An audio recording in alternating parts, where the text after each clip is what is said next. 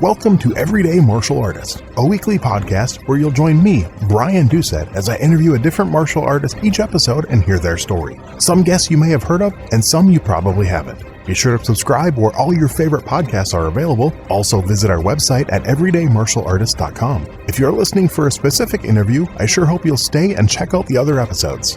A very special thank you to Topher Williams for our custom theme music. And now, the newest episode of Everyday Martial Artist. Everyday Martial Artist is brought to you by KOOnline.com for all your martial arts needs. Sparring and safety gear, rank belts, uniforms, weapons, patches, and more. Wholesale supplies made by martial artists for martial artists. Visit us today at ko-online.com.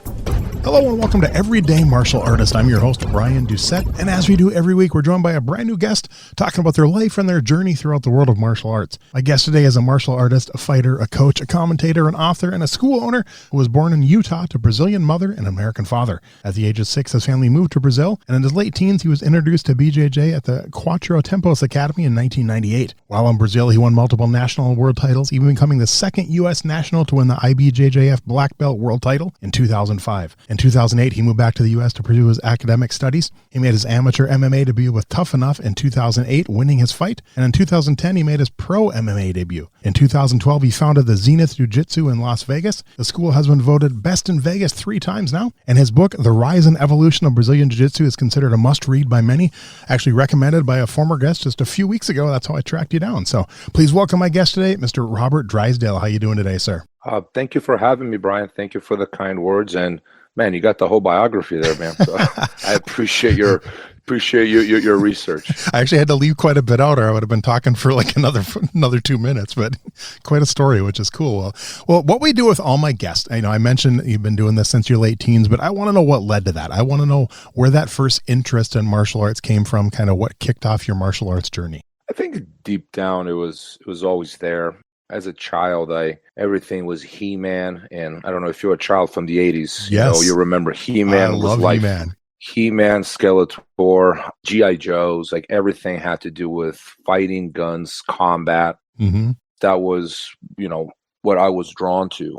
I played other games, and children in Brazil, they like kites and cars, and I got into soccer, for a big chunk of my childhood too, but Okay. It was always combat that I was drawn to. So I think it was something I was just, I would say it was in my blood. I think you can say that. Okay.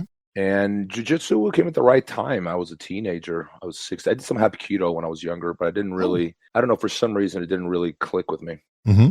But I think maybe I wasn't ready or whatever the case. But jiu-jitsu in the 90s had this identity of, it felt like you were joining a gang or a cult. And I was drawn to that as a 16-year-old. I'm like, oh man, I want to be part of whatever these guys are doing. It's different. And they were respected and feared. And they had a bit of a reputation for being hooligans. Okay. But as a 16-year-old, I'm not proud of saying this, but I was drawn to that. I thought that was cool. I was like, oh, I want to be those guys, And I think part of it too was I didn't think of this at the time, but looking back, reflected on my childhood, I think it might have been a reaction to me being an American child growing up in Brazil and not feeling like I exactly belonged. I got picked on a lot as a child, like not playing victim here, but, so being part of a group where I was accepted and respected felt very special to me, and I felt fully committed to the cause, if that we can call it that. And I fell in love with competition too. Like rolling is fun, training is fun, winning is fun. Like I was drawn to all these things. It was really a perfect marriage. So I never discount the role of luck in my life. Of course I worked hard, but I was at the right place at the right time. And, the stars aligned for me in many positive ways. And I took advantage of the opportunities I was given.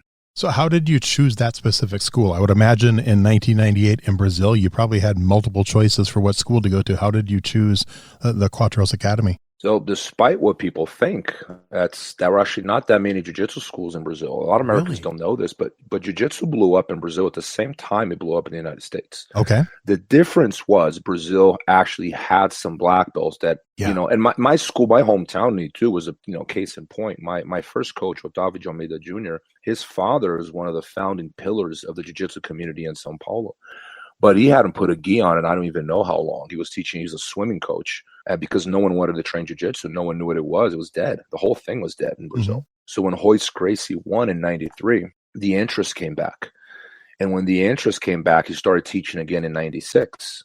And I started training in 98. So I was part of like the very first generation of people that, started training again in São Paulo after Royce, because we were just part of like, everyone saw Royce Gracie and we're like, oh, that's what we're going to do. So outside of Rio, jiu-jitsu was not popular at all in Brazil. And when Otávio started teaching in 96, there was like a generation of like blue belts only. So when I started in 98, there were no purple belts on his team. Yeah. He had a bunch of white belts and blue belts because it was like a fresh generation. The first time I saw brown belt, it was like, whoa. It was like a big deal, man, because there was a gap there, like there's like that 10, 15 year span there, like the whole thing had died.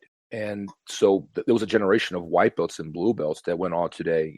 Today they're my generation. They're 5th degree black belts. But in 98 in Brazil, that was a very rare thing to see even a purple belt. It was not common at all. Interesting. So I'm curious, did you mentioned you tried Hapkido when you were younger. Did you ever try Capoeira? No. I don't know. I was drawn to, when I was younger, I liked Bruce Lee and, Van Damme. And I guess I was drawn to more Asian-like martial arts. Okay. And of course, Royce changed all that because Royce doesn't quite fit in with the Asian stereotype. He's wearing a gi.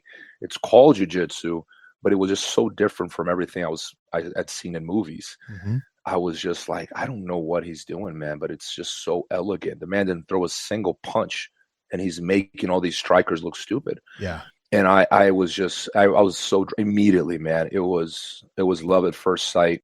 I didn't think I was going to make a living out of this. I didn't know if I was going to become a competitor. I just knew I had found something that was going to be part of my life till the day I died. I was very certain of it right away. Like, this is exactly what I'm looking for. Okay. And I was looking for something. So it was like a hand in glove sort of situation. Nice. So when you started that school, think to maybe some of your first 1, 2, 3, 4 classes.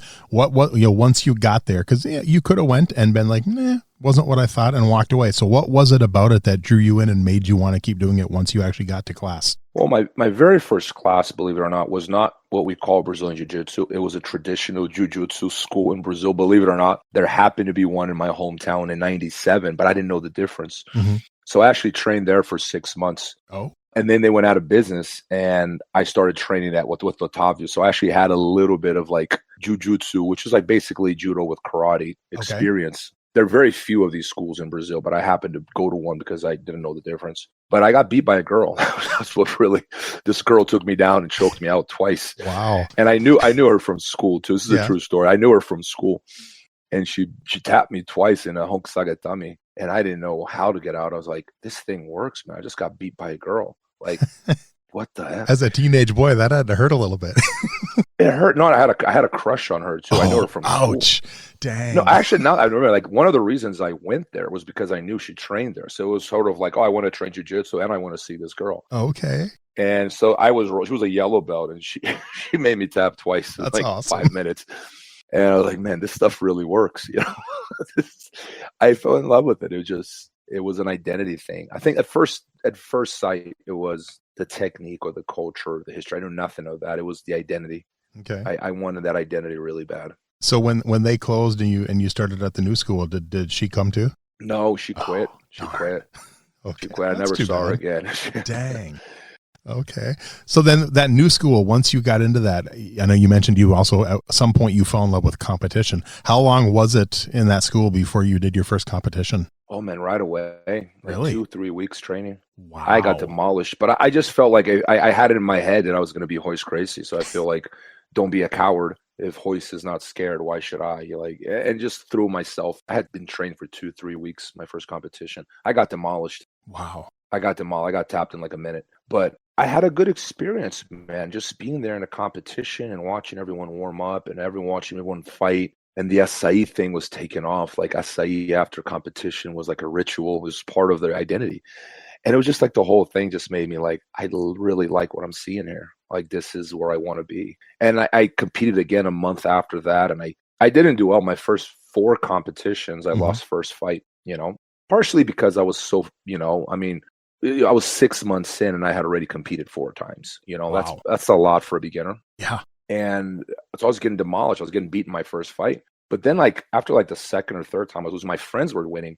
And I'm like, this is bullshit. They're winning, I'm not. Like, there's something wrong. Like, why can they win and I can't? And I think looking back now, I never really thought about this, but not to toot my own horn, but I think I had the right attitude from the beginning.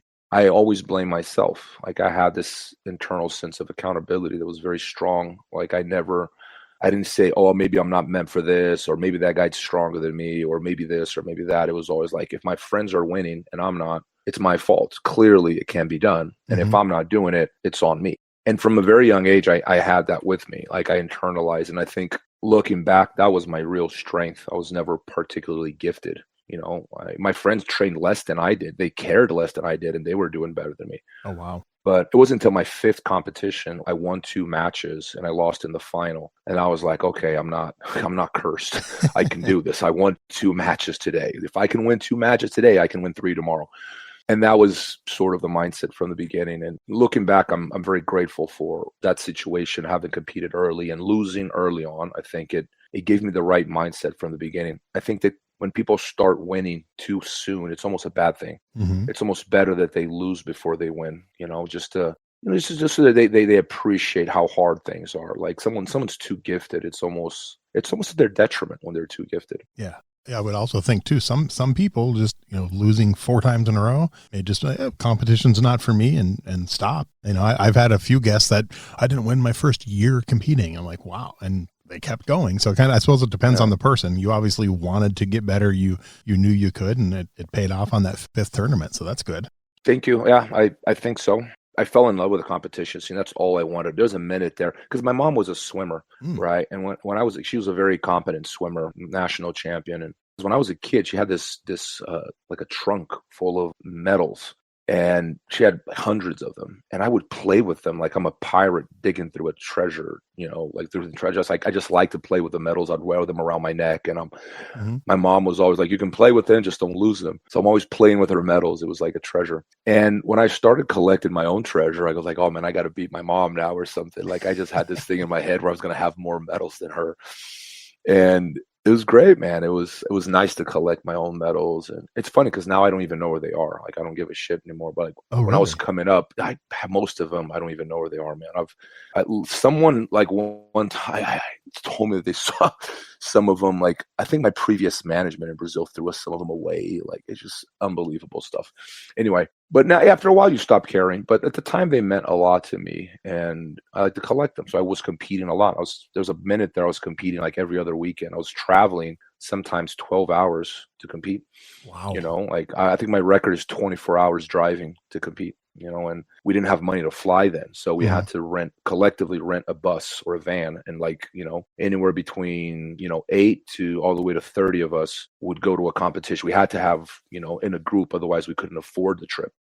And we drive around anywhere, wherever there was a tournament, we'd go. And it was fun, man. It was the best years of my life. It was, when looking back, those were the happiest times of my life. That's cool. And were most of those tournaments in Brazil, or did you travel to other countries sometimes? Oh, in Brazil. We couldn't afford plane ticket, man. The first time I got on a plane was to go to the Pans in 2001. And that was a big deal, man. Just getting on a plane. It could be like, people have it a lot easier today. There's a lot more competitions, and it's a lot more affordable. Like there's more money in the community. And Americans just have more money in general. Remember, I'm an American citizen. I was born here, but my economy was Brazil. Like my money was Brazilian. Like I was making Brazilian money. Right. Meaning I can't afford a plane ticket. It's just not realistic. So we didn't stay in hotels either. We slept on mats. We slept in the van. It was all very precarious. Wow. And if we ever did share a hotel room, it'd be 8 of us in a hotel room. That was, and even that was a luxury. Like we did it. We were like 18 years old, man, 19. We're all broke. There's a will, there's a way, man. Like I truly believe if someone wants to make something happen, money is not the impediment. Like I don't believe I can't do it because I don't have the money. I think some things may be sure, but like something like competition, man, if you really want to make it happen, you'll find a way. Yeah. And when I was younger, early 20s, probably late 20s, early 30s, I competed in paintball tournaments. For about 7 years. And I remember one tournament we went to, we drove, I think it was like 9 hours, and 15 of us in one hotel room. So I get that. Yeah. Honestly, man, like now as an adult, that sounds like hell. Yeah. you know. But when you're a bunch of like teenagers and you're with your friends, that's a lot of fun, man, because we would do pranks on each other, and it was like, it wasn't just, we just didn't go for the jiu-jitsu, man. We went to prank each other. So everyone's getting pranked. Like, you couldn't even sleep, man. We had to have like treaties, like, okay, I'm competing tomorrow, please no one prank me, because, you know, if you weren't competing, you were getting pranked for sure. You know, and that, I mean, it got pretty wild. It was hazing. It wasn't just like, today it would be completely unacceptable. Like, people would call the police if you did that shit. But like, we were pretty extreme, man. It was, we were out there. You know, it got dangerous sometimes, but that was part of the fun. Yeah, that was half the reason why we would go on these trips, is because like, you were having a blast. You know, that's cool. And you mentioned earlier about after competition, acai. Are you talking acai berries? Yeah. Oh, okay. I mean, not the actual fruit, but right. the paste, like we eat it here. A lot of people don't know this, but acai was popularized in Brazil by jiu-jitsu fighters. It was associated with jiu-jitsu. I did not know that from the beginning. Oh yeah, it's in the rise and evolution. If you guys get to, there's a few people that talk about it. Like, even in Rio, no one knew what it was until, you know, the Figueiredo de Magalhães people, the Carlson and Hollis guys, started eating it after practice, because they had that habit of going and eating. And the place where they first started selling it, it's still there. The very first acai shop, it's still there. Wow. It's in Copacabana. If you visit Copacabana, it's called Arataca. You can go visit. It's still in business. Okay. It's like a 2-minute walk from Carlson's gym. And that's where the whole thing started. It became a global mania after jiu-jitsu, believe it or not. Yeah, I put it in my smoothies every morning for probably the last 7 years. So, but no one heard of it prior to, you know, like 15, 20 years ago. Yeah. And it was the same in Brazil, by the way. Like, no one in Brazil had ever heard of acai, unless you're in the north. If you're in the north of Brazil, but again, the north of Brazil, you might as well be on a different planet. It's so removed from the rest of the country. It's its own country almost. So no one in São Paulo or Rio had heard of acai prior to jiu-jitsu people. Like, it became popular in Brazil through the jiu-jitsu community, because of the jiu-jitsu community. That's cool. That's really, I learned something. That's really cool. So you talked about competition and stuff. And what about teaching? What led you to the teaching side of martial arts? What made you want to do that? Well, so when I first started training, I was never a great athlete. I'm a mediocre athlete. I say this. I'm not a terrible athlete, but I'm just not. Look, man, I've done conditioning with Jacare. Okay, I'm not a good athlete. you do strength and conditioning with Jacare. You leave the weight room crying. Like, you realize I'm not meant for this. It's depressing, because the guy is such a beast of an athlete. Like, you know, I know people that are just gifted that way, like a John Jones. Like, some people just have that natural athletic ability. I'm not. I'm a mediocre guy, right? So I didn't have at first, and I never did well in any sports I had ever practiced. I played a lot of soccer in Brazil. Considering how much I played, it's astounding how bad I am, because I played a lot. Of my entire childhood, I played that game every day, and I just still couldn't match some of those kids. They were just so much better than me. And it wasn't lack of trying. I was just like, man, what is this, man? Like, I'm playing as much as them, but they're just so much better. So, you know, jiu-jitsu to me was not something I had a lot of hopes for as far as being a champion. I like to compete. I wanted to collect medals. But had you told me, if you asked me in 98, if I thought I was going to win the ADCC one day, I would have been like, impossible. Like, there's no way on earth I could ever beat those guys, you know.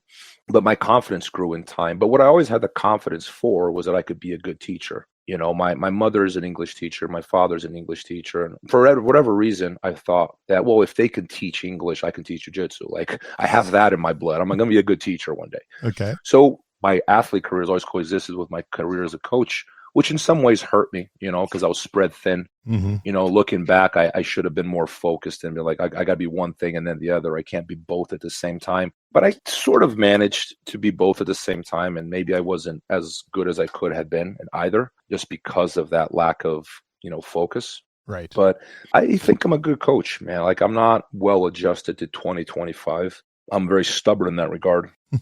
I'm known for being old school in many ways, because I'm not willing to concede to change when change is for the worst. I'm very willing to concede when change is for the better. But when it's actually, I consider it to be a step back, I'm like, no, I'm not taking a step back. And they're like, well, that's what everyone's doing, Rob. I'm like, well, everyone's wrong. I'm not going there, you know? So I've met with a lot of resistance, because I see, as jiu-jitsu grows in popularity, a lot of people that are in the scene, they're not there for the right reasons. They're more worried about being rich and famous than they are about being great. Mm-hmm. And they're very different things. If you're focused on being rich and famous, you're never going to be great. If you're focused on being great, you're going to be rich and famous, but you're not going to care about it because it's not what you're focused on. Right. Your values and your mind is somewhere else. It's more of a side. It's like a nice side effect. Mm-hmm. Like, when you find money in your pocket, you're washing your clothes and you dig through your pockets and you find $100. You're like, oh, where's that come from? You're like, oh, wow, that's great. But you weren't expecting it. It was just like a side effect, right?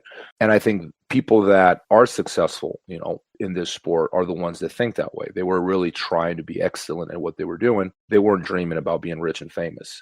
And a lot of people in jiu-jitsu, a majority of competitors, in my experience, they're so obsessed with followers and being seen and prestige and vanity that they actually forget that being good is not good enough. So they lose track of what's important. And my job as a coach was always to remind them of that. Like, I don't care how many followers you have. I'm not going to promote your account. Why would I do that? Yeah. It's not my job. Like, they're like, oh, well, you're not helping me promote me.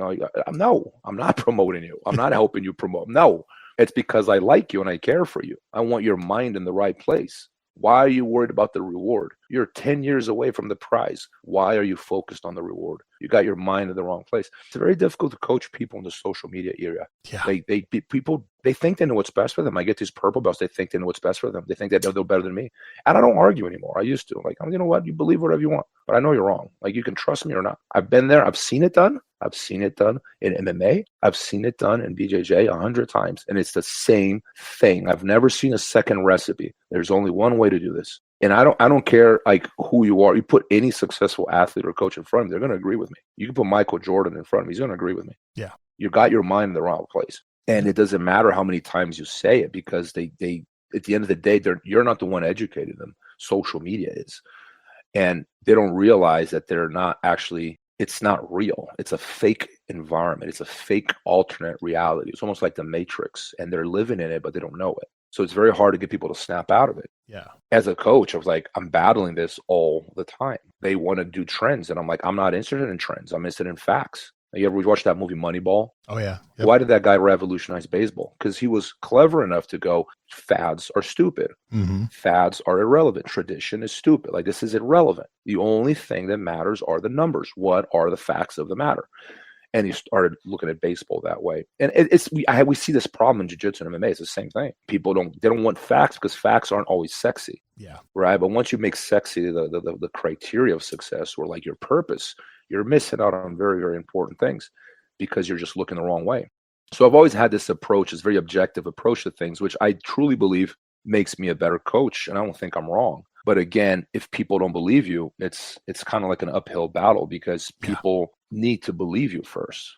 Otherwise, it doesn't matter. And if people don't believe you, I told this story the other day in class, because I'm trying to teach these things. And it's funny because people agree with you. Like, everyone listened to Jocko Wilco, or the other, what's that the Can't Hurt Me guy. What's his name? David Goggins. And they listen to these guys, and they listen to Jordan Peters. They go, yeah, tough love, yeah. Until it comes time to, acting on it. And then they're like, whoa, but Rob, I got to do what's best for me. And they change very quickly. It's very superficial, but I remember this story. I told this in class the other day because I think it makes my point. When I was 5 years old, still in the US, not in Brazil yet, we would race in school, right? Kids would race during a recess or whatever. And there was this kid that would always win the races. He always won. Same kid, always winning. And he had the Transformer shoes. Now, if you're a child from the 80s, you may remember the Transformer shoes. Like, those are a big deal. If you had a Transformer, that's the shoes you wanted, right? Yeah. And I'm convinced that the reason why he's winning the race is because of his shoes. Like, I'm 5, right? So I'm like, clearly that's why he's winning. So I get home one day and I'm fed up with losing. I'm like, Mom, got to get me Transformer shoes. My mom goes, Rob, I just got you brand new shoes. You're good. You have brand new shoes. Like, no, Mom, I need the Transformer shoes. And I won't shut up about it. So my mom calls my dad, who's coming back from work. Like, look, your son is losing his mind over here. You got to buy him the Transformer shoes. And my dad, but he just got some new shoes. I'm like, he just wants the Transformer shoes. So my dad clearly forgets about the Transformers part. He just remembers shoes. So he buys me another pair of shoes, but not the Transformers one. And he gets home with a new pair of shoes, and I'm losing my mind. I'm like, it's like, you got the wrong shoe. Now I can't win the race. And I'm just crying. I'm so angry because I got the wrong shoes. And my dad finally understood the problem, and he just tells me, he goes, Rob, you're not winning the race because of your shoes. It's your feet and your legs that are winning the race, not your shoes. When I was 5, I didn't believe him. I'm like, no, Dad, you're wrong. Yeah. Because, causation, correlation kind of thing. If he's wearing the shoes and winning, clearly that's why. But, a few years later, I realized he was right, and I was just being, a crybaby. But what's funny about, and the reason I tell this story is that I see jiu-jitsu community today, and like they sound like a bunch of 5-year-olds crying over Transformer shoes when they're blaming anyone but themselves when they lose. And I'm constantly seeing this. It's everyone but themselves. Like it's my job. But first of all, as a coach, I think it's my job to make them win. Like you're out of your mind if you believe that it's my job to make you win. My style is I can't do that. I'm not a magician, man. Like, what do you want me to do? Right? But people, it's easier to blame someone else. It's easier to blame the Brazilian referee. It's easier instead of just going, I'm not doing all I can, which is always the right thing to do. Always the right thing to do. But it's very difficult. Coaching in 2025 is it's irrational. It's not even difficult. It's like you're living this paradox, and these things are coexisting. They're completely contradictory, but they're coexisting, and people thinking, oh, things work. Okay. But it doesn't mean it's optimized. For things to be optimized, they cannot be in contradiction. Right. They have to be working in unison. It's very difficult to do that with a crowd that doesn't understand the difference between up and down, and whose entire education at this point, this is beyond jiu-jitsu, just as their general education is coming from social media, which is terrifying. Yeah, definitely. So had you achieved your black belt before you moved back to the US in 2008? I had 2000. I got my black belt 2004. Okay. April 2004 from Leo Vieira. So yeah, took third Worlds 2004. I won the Worlds 2005. I took second 2006 and 7. Okay. And then end of 2007, beginning of 2008, I moved to Las Vegas to pursue an MMA career. Okay. And did you specifically pick MMA for a certain school to train at? I went to Extreme Couture. At the time, it was probably the biggest MMA team in the world. Yeah. Now, Randy was close to retiring, but he was still one of the best in the world. Forrest Griffin was there. Wanderlei Silva was there. So I got to train with all these guys. Like one of my first sparring sessions was against Wanderlei Silva. Wow. And if you know Wanderlei Silva, you know when he spars, he doesn't care you're a beginner. He's trying to knock you out. Like the way you saw him in Pride, that's how he spars. Wow. But my dumb ass goes, like, what better way of toughening myself than, sparring with the axe murderer? And I would spar with him. And in my defense, man, I never ran from the guy. Those days there were very few people that wanted to spar with Wanderlei Silva. Yeah. Like Forrest will go, because Forrest is just nuts. Like he would spar with him. They had some sparring sessions there that wouldn't have been a fight of the night at any UFC. Wow. Like just wars inside the gym. And I felt if I want to catch up to this guy, like that's why I got to train with him. I would chase the guy up, like, let's spar. Like I wanted to spar with him, because now I look at it different. Like getting hit in the head is not a good idea. But at the time, I still had that thing in my head where I'm going, oh, it's going to make me tough. But if I can hang with him, I can hang with anyone. Yeah, that is cool. But I loved a lot. I learned a lot, man. I had a lot of fun there. It was a great experience. I didn't get what I wanted at MMA. My goal was to be a UFC champion, but I just fell out of love with the whole thing after a while, to be honest. It went from being the most important thing in the world to being, this is stupid. Here I am destroying my health, my body, and my sanity to entertain these people that fucking hate me. Like, why would I dedicate my life to people that just don't respect me, that don't understand this? I don't like show business. I don't like promoters. I don't like reporters. I don't like the media. I think most fans are clueless. So it doesn't sit well with me to dedicate my existence to people that don't understand what I'm doing and why I'm doing it, and they just want to see someone bleed or get knocked out. Yeah. So I was fed up with the whole thing. It's like, I want nothing to do with this, and I went back to jiu-jitsu. Nice. But now jiu-jitsu is becoming that way, so I don't know where to go. So out of your 7 pro MMA fights you had, you went 7-0. Is there one that stands out as like a favorite where you just think you personally performed your best in that fight? Probably my worst performance, but it was a very important fight to me because I knew it was going to be my last. It was the LFA title fight. It was probably my worst performance. It was a very difficult camp. I was not in good shape, but just things didn't click well. And I took a bit of a beating there in the first round, and then I caught my opponent in the second round. He went on to be a top 10 in the UFC, so like it was a big win. At the time it wasn't, but he went on to be a very competent 205er, Ryan Spann. Oh yeah. And it was a tough fight because my mind was not in the right place. Like my heart wasn't there. My body wasn't there. It wasn't a good performance. But it was an important fight to me because I knew it was my last fight. I knew it. During the camp, I'm going, this is my last fight. And I wanted to do it to prove a point to myself. And I did it and I won. But like it was, I mean, if you ever watched that fight, I was done like the second minute of the first round. I had nothing in me. Mm-hmm. And I didn't quit. And I've seen people in better situations than me quit. And I mean, I had the referee walk up to me after the end of the first round and ask me if I wanted to continue because I couldn't even stand. I was so exhausted. I could barely hold my weight up. Wow. How am I supposed to fight? And I remember looking at him. It's like, that was a dumb question. Like, why? What do you mean quit? Of course I'm going to continue. You know, I was ready to die in there. Like, I'm not quitting. I'll lose, but I'm not quitting. Yeah. And I'm very proud of this. That there's never a day in my life where I quit. Never happened. That's awesome. I've crawled off the mats. Before. I had the referee help me stand up so he could raise my arm. That's happened more times than I can count. Wow. Like you can watch that legacy if I got nothing in me, but I didn't quit. So I'm proud of that fight because I had every reason. I was like peeing blood for 3-4 days after that fight. But like no one would have blamed you if you would have quit. And you still didn't. So I'm very proud of that for that reason because I think I showed something about myself that I always knew, but it was important for myself primarily that I had that.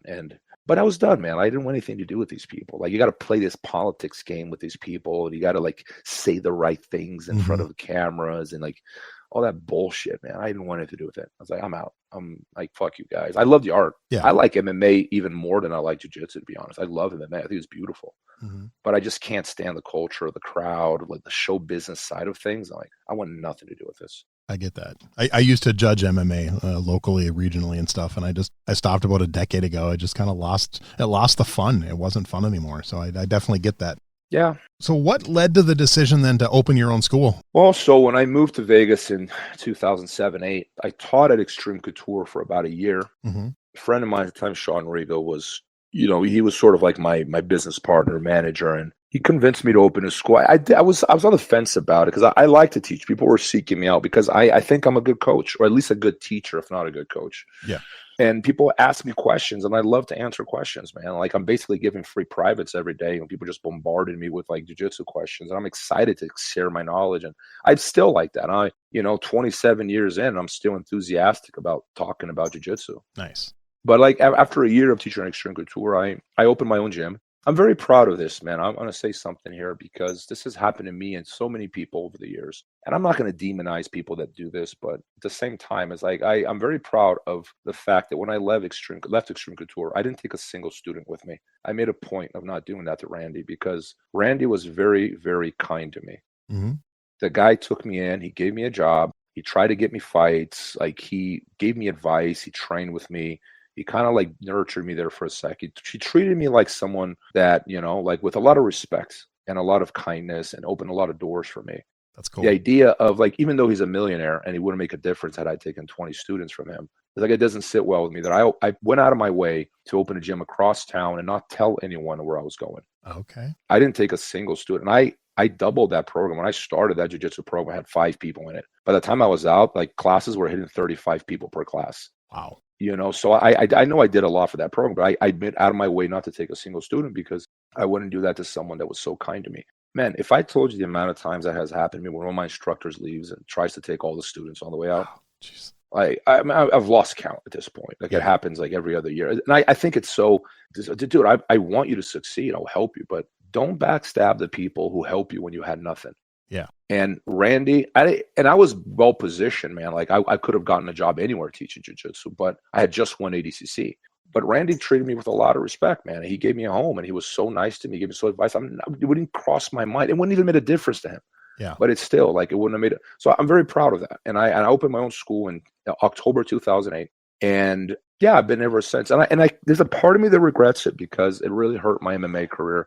I think I could have done better had I been more focused. But those years, man, I was teaching seminars every weekend. I was cornering every weekend. I wasn't teaching a seminar. I was training 2-3 fighters at a time. I had a gym to run, and I'm teaching class twice a day, and I'm training. Dude, like, this is insane. When I look back and I see everything I was doing, like most professional fighters, they train and sleep. That's about it. you know, that the extent of their responsibility is meal prepping, you know, and I didn't do any of those things. I was on the run, man, 7 days a week. I too ambitious. If anything, I tried to do too much. And I think part of the failure comes from that excessive ambition. Yeah. And I think I did everything well, but nothing great. I turned out not to be a great business owner. I turned out not to be a great team leader. I turned out not to be a great MMA fighter.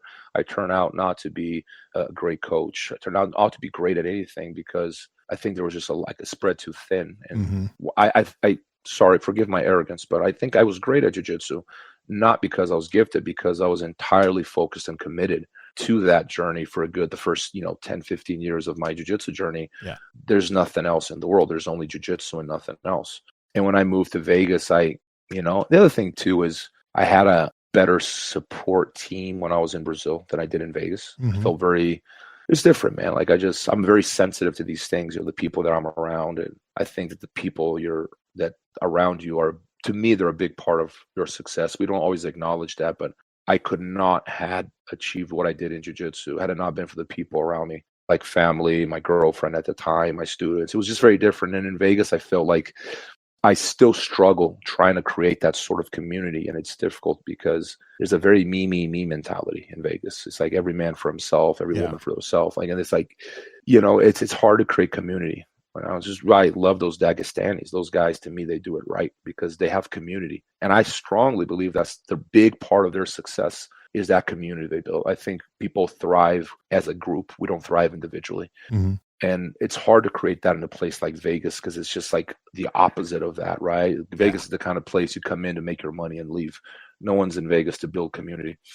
I get that. So just like the vibe here is just different. I've tried to create, I have at my gym, but always with resistance. There's always a bad apple here and there trying to change the culture to make it more individualistic and me battling that person to make it more like, oh, I understand you're a champion now, but that doesn't mean the group owes you anything. It means you owe the group. And it's very hard to teach people that. Yeah. You get good at jiu-jitsu, so you're helped. And now that you're good, instead of giving back, you want the group that you have a debt to give you more so you can feel better about yourself and become rich and famous. And I don't subscribe to that school of thought, man. I just reject it because it's so incredibly selfish that you would not give back to the people who helped you. I can't even I don't even want to be friends with you. I don't even want to be friends with you if that's how you think. I don't want to be away from you. I don't even want to talk to when people show those colors, like they're dead to me. Like I don't even want to talk to you anymore, man. Because there's just people like that disgust me. You have a debt to the people that helped you when you didn't know how to shrimp. Not like, oh, I'm special now. I'm on Flow Grappling. Look at me, how many followers I have. Why aren't you kissing my ass, coach? Oh, fuck you. I just can't stand people like that. So I move them away from my life and I move on. And because I try to surround myself with people that are willing to give as quickly or faster than they are willing to receive. And when some are so quick to receive and so slow to give, I'm like, you're not the kind of person I want to build anything with. You're not the right team member. You're not the right student. You're not going to be a good coach because of your mindset. Right. So are you still then on good terms, still friends with Randy then, I assume? Oh yeah. Nice. I'm very, very, very proud of this. Again, forgive my arrogance, but I have a good relationship with every single coach I have ever had. I have a very good relationship with every single training partner I have ever had. That's cool. I've never burned that bridge. You can go back to Brazil and you can go to any gym I ever trained with and you can ask, what do you think of Robert Drysdale? They'll say something, they'll speak highly of me. You can do this for you. You can go to Checkmate. You can go to any of these gyms or teams I've ever been part of and they'll say the same thing. I just can't handle the social media generation, man. Yeah. Their entitlement, their arrogance, their ingratitude. It's just like, I have problems with them. I don't have a problem with my coaches. My coaches are, every single one of them will defend me if you talk about me to them. I have a good relationship with all of them. I'm one of the very few people in jiu-jitsu that can say that. And again, forgive my arrogance, but it's true. That is cool. So what led to the decision to start writing and talk about, your first book? I always had in the back of my mind that I was going to be write a book on jiu-jitsu one day. But I had actually sports psychology, like the psychology of fighting. That's what I had in mind. And I still want to write that book. Oh, cool. But it was a suggestion by Roberto Pedreira, who's a scholar, and he's written extensively on the history of jiu-jitsu, far more and far better than me. Like I'm a blue belt compared to that guy. Mm-hmm. And he made a suggestion that I write an article about my memories of producing a documentary. That was during lockdown, COVID. And I'm locked at home. I have, everyone's thinking the world's going to end, and I'm bored out of my mind. I'm just like trying to learn how to play the guitar. I'm reading books all day. I was not terrible, but I was a little bored, and I'm like looking for something, some kind of challenge. So I thought I'll write an article about my memories of trying to produce a documentary. I haven't produced it yet. And the article was supposed to be like 2,000 words, and it grew into 4 turned into 8 turned into 20. And I can keep going. I'm like, man, if I'm going to talk about this, I got to talk about that. If I'm going to talk about this, and this, I also have to talk about that, and that. And next thing you know, I'm at 60,000 words, and I can keep going. Wow. And then I'm going to keep going until I'm, so I wrote that book, like, no joke, man. It was like, it was written in like 3 weeks. Wow. It was written, but I mean, granted, at least half of it is interviews. So I had I had the idea of adding the interviews throughout the writing process. And like, these interviews, like, they're not I knew they weren't all going to make it into the documentary, because they would have made a documentary 20 hours long, because every interview was like 3-4 hours long. Right. So, but I felt that it would go well into the book. So, the book was written as a diary, as a travel journey of someone that was clueless about the history of jiu-jitsu, but that was curious to learn about it. And the book came out in 2020, and man, it's still selling well, believe it or not. Like, no one gets rich from writing books. It's, for you to make money from writing books, you have to write Harry Potter or the Bible. There's no way you're going to get rich from writing books otherwise. But I enjoy the process, man. I like creating. Like, I'm very proud of those books. I learned that I love to write. I didn't know that. I absolutely. You want to see me happy is me with the laptop in front of me and a cup of coffee. I can do it all day. I have to stop because I get headaches or because I have responsibilities. Otherwise, I keep going. I'm happiest when I'm writing, and it's hopefully I don't want to lose steam. But right now, I still have a lot of steam in me, so I plan on writing till the day I die. I just don't know if I'm going to run out of steam at some point. I may or may not. But right now, I would, if I could, in a perfect world, I'd teach 1 class a day, and I'd have no management responsibilities. And I'd just write for like 6-7 hours a day. And I'd consider that a great life. That's cool. That'd be me. If I could do this podcast for a living, I'd be the happiest guy in the world. That's what we got to work towards, man. It's just finding our dream life and living it. And it's difficult because I've cornered myself in a position where I have so many responsibilities, and I am doing things that A, I don't like, and B, I'm not good at. So I think that's what I need to change, is like, just do what you're good at, man. Everyone's got their strengths. I have my weaknesses too. So the way I describe this to people is like, why would you get Aquaman to take care of Gotham City and Batman to take care of the ocean? I'll be dumb. Yeah. You wouldn't do that, would you? Let Batman handle Gotham City, and he'll do a great job. Like, that's how I feel like all of us should be. You got to find what you're good at and what you love, which is what you're good at is normally what you love, because you're good at it because you love it. Yeah. Right? You have to love something before you actually become good at it. And I think that's when the world's a better place, is when everyone focuses on what their strengths are. And I like to think about jiu-jitsu. I like to write about it. Forgive my arrogance, but I think I'm good at it. And I think I do a good job, and I think I'm getting better, and I can be better with more practice. And that's what I really love to do. I'd never crossed my mind that I would enjoy it as much as I do. I just love the process of creating. I don't like editing. I don't like organizing. That's actually not fun. But the transcribing, translating, none of that is fun.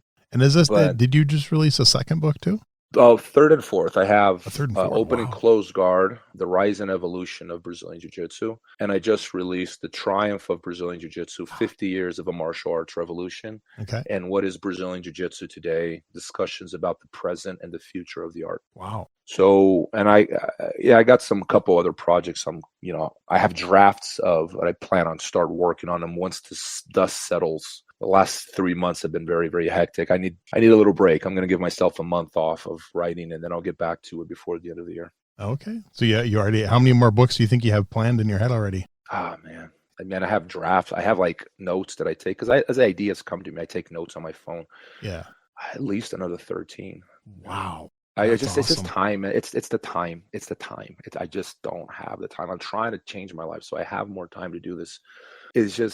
It's very time consuming, man. People it's the writing. No, the writing is the fun part. The research is the fun part. Yeah. The easy part. The real work begins when it comes time to organizing and editing. Yeah. See, and I like me, I enjoy editing, but it's also the longest process. Like for a 1 hour interview, that's about 4 to 5 hours of editing for me. Yeah. Yeah. So I love doing most of the work. Yeah. It just takes so much time. So editing is the heavy lifting, man. A lot of people don't realize that. Yeah. And you can pay someone to do it, but you still got to be involved in the process. Like they can fix typos, sure, but I'm talking about like structural editing. Like it's and they got to don't trust other people enough. Yeah. And every time you restructure something, you got to reread it and rewrite it. Yep. Yeah. I actually started my first book about a year ago, only about 20 pages in, and haven't touched it in 6 months. So definitely don't have the motivation you do yet for that. You know what happens? You got to do is you got to create a habit of like from 1 to 4 p.m. and turn your phone off and make that like it's a job. Like you don't have a choice. Like this is what I have to do. Literally turn your phone off, grab a cup of coffee, put some headphones on, and this is what I'm doing every day from 1 to 4. And you'll be surprised on how productive you can be. But you got to do it every day so it's a habit. Because if you give yourself that week break, you break that pace. You got to keep, it's weird because even your mind, like you'll drift elsewhere and your thoughts aren't focused anymore. You'll lose train. You lose focus. You got to be committed to doing this. Even if it's like 2-3 hours a day, you got to do it every day. That's how it works for me. Because the second I give myself, I'm not going to do work for a week, like gone. It takes me another week just to get, back into writing mode. See what I'm thinking of doing, just because I'm always in my recording studio working on the podcast and I have access to all this audio gear, I'm thinking of just vocally recording my book and then using one of those tools that transcribes audio into text. Yeah. And then all I have to do is go through and clean it up instead of just typing it from scratch. That, for me, that might be easier. So I might try that. It might be. I've never tried that, but yeah, I mean, I've tried using AI to transcribe interviews and I didn't like it. Yeah. It turns out to be more work to edit it than it is to just type it yourself. Yeah. So I just actually transcribe and translate everything by hand because I actually think it's easier than using AI. Okay. Well, supposedly the recording equipment I use has a built-in that'll transcribe it. So I haven't tested it yet. I'm gonna test it and see if it works. I'll use it. If not, I'll just do it the old-fashioned way. So cool. So over your martial arts career, is there one philosophy that stands out for you? It's at the top of your list. I think that at the very core of things, there's a belief you need to nurture, and you have to believe in yourself. I know it's cliche, but you have to believe that you can do it, not superficially, internally. I believe that belief needs to be nurtured, not just by yourself, but the people around you, which is why fighting is a team sport. You need people to raise you up when you stop believing in yourself and you're doubting yourself. Like the right person can fire you up, So I think at the core of things is belief. And then there's what I call the value system. Got to be accountable. Got to have discipline. You have to have courage. You understand? Mm-hmm. You got to be thankful to the people that raise you up, because otherwise there's no reason why other people should be thankful to you. And you're going to be alone, and no one can do anything alone. Nice. Those are the things that to me are the very core, that's the bottom of the pyramid, right? The bottom of the iceberg. Yeah. And then on top of that, that's technique and conditioning. I think those things, believe it or not, of course they're important, but they're secondary compared to like belief and values. Once you have the right belief and the right values, the technique is the easy part. I think people, they're more focused on learning new techniques than they are on actually working on themselves internally, which is where I think, most of the progress really should take place. It's the most important part. And it's tied into the technique and performance and all that, of course, but I think internally, you have to focus on these things a lot. I like it. How about a worst martial arts related injury? Oof, I got no meniscus left on my knees. Mm-hmm. Both my wrists have arthritis. My hands are very weak as a result. I can barely finish a collar choke. That's been very difficult to train with weak hands because my grips don't hold. I got really weak hands right now. All right. I have a few fun questions we use to wrap up the interview. What was your MMA walk-up music when you fought? Mr. Brightside, the Killer. Nice. I like it. All right. Yeah. All right. Who are 3, 4, 5 names you'd put on your personal Mount Rushmore of martial arts? Is that MMA, jiu-jitsu, or just martial arts in general? It's completely up to you. I'm guessing martial arts. Yeah, it's completely up to you. Oh, man, that's a tough one. Only 4. It's never fair. I'm going to put all martial arts. I'm going to put Carlson Gracie. Okay.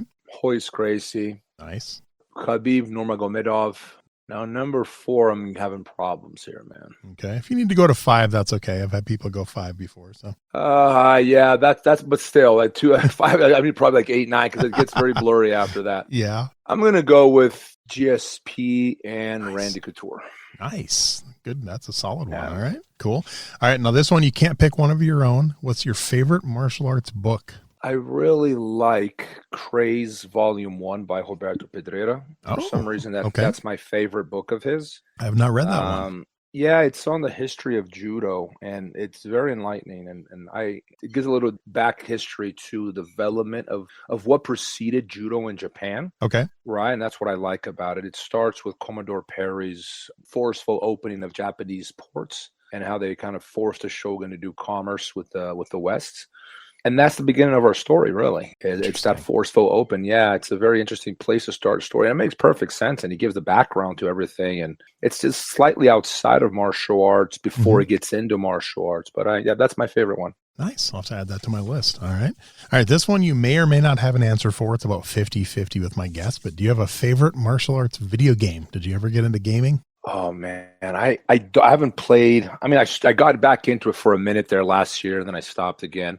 But my favorite video game of all time, and I played this one a lot as a kid, was Street Fighter 2. Nice. Okay. Oh man, I was into that game, bro. We would sprint to the arcade after school because there was only one arcade. Yeah. In the whole town that had it, so the kids would all sprint there to get there and play. You can only play one game. Because there'd be a line of like 40, 50 kids to play it. I was one of them. It was high, man. That game was revolutionary, right? It changed everything. Yeah, definitely. Yeah, I think it seems like the highest ones are Mortal Kombat, Street Fighter, and Tekken are probably picked more than any other games. I think those three together really changed the landscape of martial arts video games. So agreed. Nice. All right. How about a favorite martial arts TV show? Martial arts TV show. I'm having a hard time thinking of any here now. I don't really watch martial arts shows. Okay. Give me some popular ones. Maybe you'll help refresh my memory. Well, so like if we go back old school, a lot of people have picked Kung Fu the series from the 80s. People have picked before my time. Yeah, Sidekicks with Ernie Reyes Jr. A lot of people picked Walker, Texas Ranger, Highlander, Into the Badlands, Warrior, Mighty Morphin Power Rangers. Some people have picked, and a few people have picked some animated ones too. And like one of the Batman cartoons, I guess, had a lot of good martial arts in it. So really quite a wide variety of stuff that people. A lot of people even picked the old Green Hornet with Bruce Lee from back in the day. So. Oh man, I haven't seen any of those, man. Really? I've never been into martial arts TV series for some reason. I think the ones that I watched were just too corny. I think I just couldn't. I could never I've never seen John Wick. I saw like one trailer of it. I'm like, I can't do this. Okay. Like I need it's got to be very real to me. Otherwise, I just lose interest, man. Like that's one reason why I know it's not grappling and MMA might be terrible for television, but that's what I'm drawn to. Did you ever watch that? It was like back in 2014, the show Kingdom. That was all about an MMA gym. I remember hearing about it, but I don't think I've ever seen it. Okay, yeah, Frank Grillo was one of the stars, who's a big martial arts guy. But it was actually I didn't watch it when it first came out, but I binged it a few years later when it was out, and it was actually pretty good. There's some good fight scenes in there and some good acting and stuff. But I had never heard of it when it first came out, but I think it was about 4 or 5 years after it came out when I finally saw it. Yeah, I heard good things about it though. Cool, that might be worth checking out. So, all right, how about a favorite martial arts movie? I'm going to go with The Matrix, not because of Nice. the martial arts scenes, just because the thought of a virtual reality is very fresh on my mind, given my opinions on social media. So whenever I go on Instagram, I keep thinking of The Matrix for some reason. That's cool. So I'm going to say that was one of my favorite movies of all time. Okay, nice. All right, then this one doesn't have to be a martial arts movie, but any movie you've seen in your whole life, a favorite movie fight scene. Is there just one fight scene that jumps out when you think about that? Oh, Once Upon a Time in Hollywood. Nice. Cliff Booth fighting Bruce Lee. Oh man, that's such awesome. a great scene. That's such a great scene because it's to the point. Like, cut the bullshit, dancer. Like, like cut the BS, people. Like, cut the crap. Yeah. There's real and then there's TV. There's no. Please don't confuse reality with television, man. They're very different things. Yeah. Like me, I'm a fan. I like some of the big flashy fight scenes, but when someone asks me this question, the one I usually go to is from the first Matt Damon Jason Bourne movie. That scene when he's sleeping on the park bench and the cop wakes him up. It's like a 15-second fight scene where he takes out both cops. I just like that because it's fast, it's realistic. I mean, I like real. Like, real is what what makes me. It gets me interested. Yeah. So now, you as someone with the grappling background and stuff, have you ever seen really good grappling portrayed on screen in a movie? I can't think of any. I mean, Golem in Lord of the Rings. That looked like a legit back take. Nice. That one comes to mind. It's difficult to recreate grappling in a movie because it's too slow. Yeah. And the producers are probably like, this is not going to work. But I can't think of anything. Yeah. I mean, obviously, a Lethal Weapon, that triangle in the that scene in the rain, that looked legit. Yeah. That looked legit. First time ever seeing a triangle choke on screen, I believe. So yeah. That was like 1987 or something. That one was. So that was pretty cool. But not, did you ever see that? Was it Red Belt? Is that what it was called? The one that was pretty much all about jiu-jitsu? I never saw it. I never saw it, man. Okay. I just heard it was terrible. I don't want to offend people. I heard it was awful. Okay. I mean, I very rarely watch martial arts movies for that reason, because I'm so picky about watching movies. I have to be really interested in watching it, otherwise I don't. Yeah. No, I get that. That makes perfect sense. All right. Well, before I let you go, is there anything that I forgot to ask you, or you just want to be sure we mention? And like I said, when the episode comes out, I'll put a link to your school. I'll put a link to your books and anything else you want me to. Is there anything we forgot, or the last minute things you want to throw out there? No. I mean, I like to invite everyone over to my my gym. I'm not very political when it comes to jiu-jitsu. Everyone's welcome. Okay. I like to make new friends. If you're ever here for Masters Worlds, Nogi Worlds, you want to come do a week of training with us, you're more than welcome. You'll be treated as family. If you ever get reading the books, I love to get feedback, especially critical feedback. I appreciate that. I'm open-minded. I'm not one to say that you have to like what I write. No, to the contrary, my best friends are the ones who point out things I'm wrong or contradictory. Even if it's a typo, I'll take the feedback well. I like to improve on my writing and my book, so all feedback is welcome. Well, and that's the whole reason I found you, is because of your book, because a guest that was just on my show about 2 weeks ago, when I asked him his favorite book, without even hesitation, he said yours. He basically said, if anyone ever wants to have a discussion about the history of BJJ and they haven't read your book, he will not even talk to him. He's like, go read the book first, then come back and talk to me. Who was it? Yeah, his name is George Anders. He runs Fargo BJJ. Oh, wow. I'm flattered. That's very nice to hear. Yeah. So as soon as he said that, I wrote your name down and I reached out to you the next day. So it was flattering. Yeah. I'm glad he said that. Yeah. And he even said, he's like, I have no skin in the game. That's my opinion. It's the best book and you need to read it. So yeah, thank you, George, for the recommendation. And thank you, George, for the kind words. Yeah. And I used to go to Vegas once a year, because I also, on the side, I do professional voiceover work, and we used to have a yearly conference in voiceover. And then after COVID, they switched it and they started moving it to different cities. So they haven't had it in Vegas since then. So I'm hoping I'll find another reason to go to Vegas and I can pop into your school and say hi. It'd be cool to meet in person. But absolutely, man. You're always welcome here. Just anytime you or anyone else is in town, please stop by. I'm actually happy when I get visitors, man. I like to meet new people. That's to make new friends. That's one of my favorite things about jiu-jitsu. All the people that I've met over the years, and some of them became very close friends, especially after the books. Yeah, I think that was the real reward, was all the people that I met after writing the books. They were friends I had been missing my entire life, and now they're some of my best friends, and I met them because of the books. And I'm kind of like that with my podcast. I've met so many people now because of the podcast that I consider friends and stuff. I love to travel, and one thing I like to do when I travel is, if I can, I'll seek out, even if it's just to sit and watch a class. I'll find a martial arts school, and I've actually had a few guests that way, because I've happened to pop into their school, and afterwards I'm like, hey, would you want to be a guest on the podcast? They're like, who are you? What are you talking about?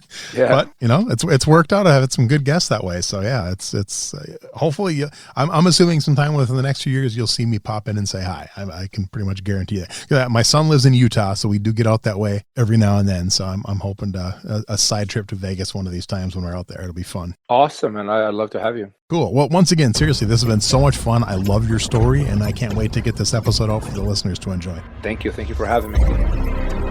Thanks for listening to Everyday Martial Artist. We hope you will join us every week for a brand new episode with a different martial artist telling their story. If you enjoy the show, be sure to leave us a review. Also, be sure to check out our website at everydaymartialartist.com. There you can find all of our episodes and contact us to suggest guests and ask questions. Again, thanks for listening to Everyday Martial Artist, and we'll see you next week.